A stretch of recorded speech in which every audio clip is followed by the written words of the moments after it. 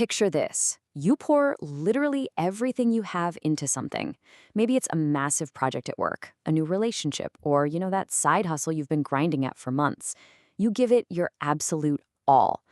But then, despite every single ounce of effort you put in, it just doesn't pan out.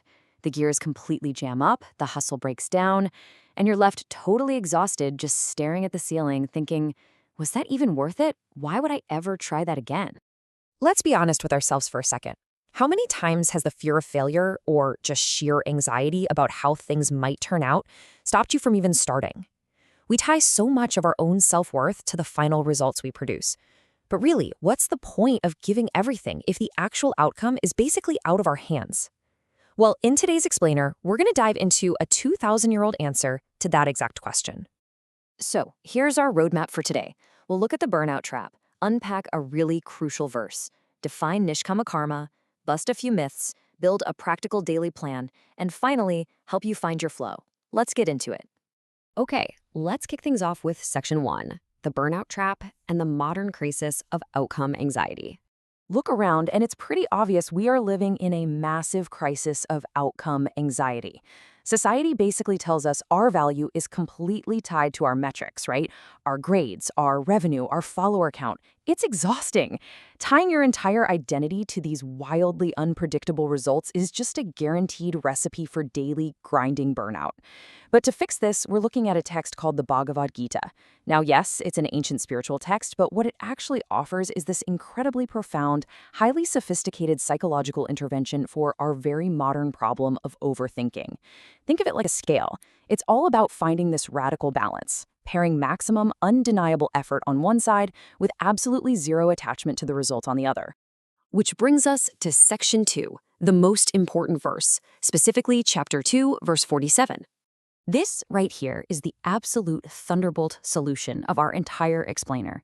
This verse is so powerful, people literally get it tattooed on their arms. It's quoted by everyone from monks in the Himalayas to CEOs in corporate boardrooms.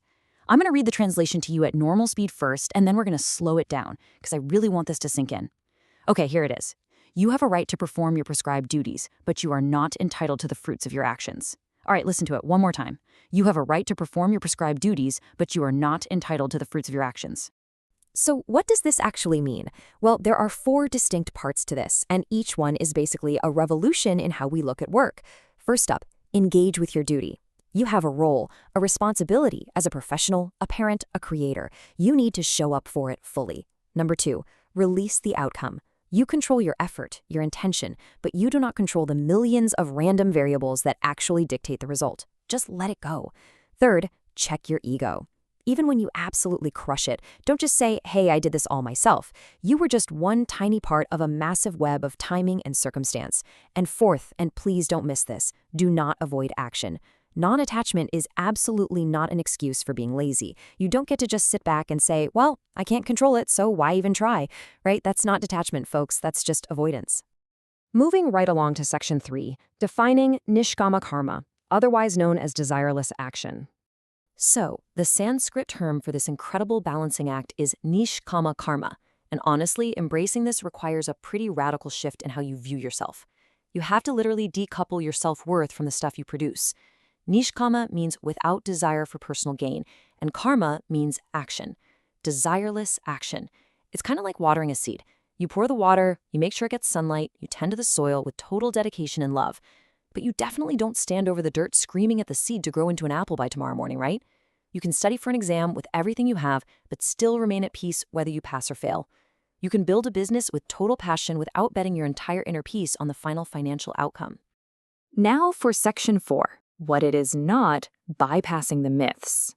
Because this concept is so incredibly nuanced, it gets misunderstood all the time. People hear desireless action and immediately jump to, oh, so I should just be totally apathetic? No way. Let's bust some of these myths right now. Myth number 1, don't set goals. The reality? The Gita is absolutely not asking you to be aimless. Plan with care, strive for excellence, just hold the outcome lightly. Myth 2, accept bad results passively. Actually, if you give 100% and totally fail, you don't just roll over. You analyze, you adjust, you try again. You just do it without spiraling into toxic self-blame. And the biggest myth, this stuff is only for monks. The truth is, this philosophy was quite literally delivered to a warrior standing on a literal battlefield. It is explicitly designed for regular, working people dealing with massive stress and the crazy demands of modern life. All right, Section 5, the Daily Practice Plan, your 3-step habit tracker. Okay, so the million-dollar question is, how do we actually pull this off? Because theory without practice is pretty useless.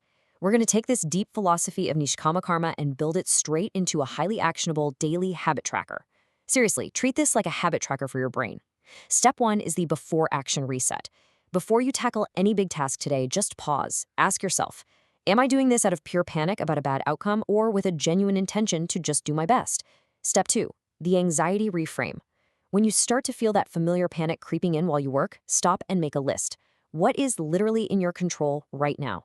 Control those specific things and actively choose to ignore the rest. Anxiety basically lives in the gap between what we can control and what we wish we could. Close that gap. And finally, step 3, the after-action release.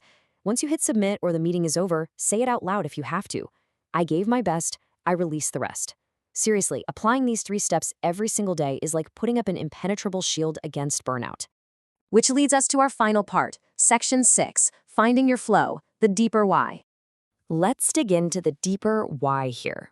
Why does letting go of the outcome actually make our work better? Well, think about it. When you are desperately craving an outcome, your mind is basically living in the future. You aren't even really working, you're just actively managing your fear of failure. But when you operate from pure intention, when you truly surrender the results, your mind snaps completely back into the present moment. Every single ounce of your attention is dedicated to the task right in front of you. 2,000 years ago, the Gita called this state of equanimity yoga. Today, modern psychology just calls it flow. Abandoning outcome anxiety is quite literally the secret to unlocking total presence and peak performance. And hey, if you need proof that this isn't just some nice theory, look at Mahatma Gandhi. He actually called Chapter 2, verse 47, his life motto. Just think about the absolutely mind-boggling pressure he was under, leading a massive movement against an empire. There were zero guarantees of success. He couldn't control the opposition, but he survived it without burning out by practicing Nishkama Karma.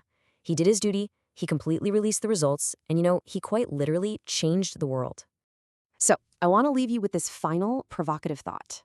Think about that one project, that one tricky conversation, or maybe that goal you've been putting off because the fear of the outcome is just weighing you down.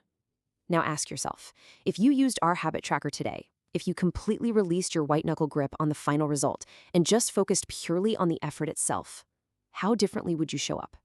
Pick one specific thing today, release the outcome, and just get to work.